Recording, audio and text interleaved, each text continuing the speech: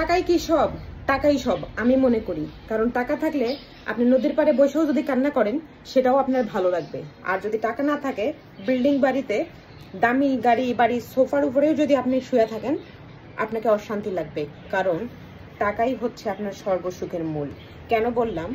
আমি জানি এখানে আমার তর্ক বিতর্ক অনেকেই করবেন, কিন্তু যেই ফ্যামিলিতে টাকা ইনকাম করার কেউ নাই, তার একটু খোঁজ নিয়ে এসে দেখেন তার দিন কেমন যায়। তারপরে বললেন যে টাকাই কি সব কিনা।